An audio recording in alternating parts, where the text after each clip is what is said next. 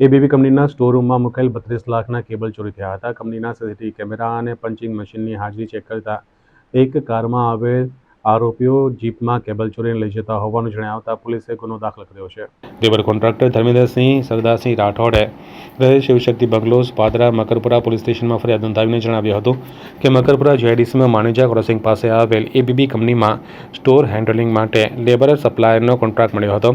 Company દ્વારા અમને જણાવવામાં આવ્યું હતું કે 24/1/2025ના રોજ એબીબી કંપનીના સબ કોન્ટ્રાક્ટર સન ઇલેક્ટ્રોસ્ટેરિક બેંગ્લોર દ્વારા 45 મીટર કેબલનો ઓર્ડર આપવામાં આવ્યો હતો. કંપનીના store incharge Anil Chaudhary cable લેવા માટે સ્ટોરમાં ગયા ત્યારે તેમને સ્ટોક ઓછો હોવાની શંકા થઈ. સ્ટોકની ચકાસણી કરતાં 32.69 લાખના 3 કેબલની ચોરી થઈ હતી.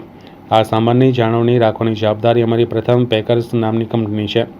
એબીબી કંપનીના સ્ટોર ખોલવાનો સમય સવારે 9 થી રાતના 12 સુધીનો છે.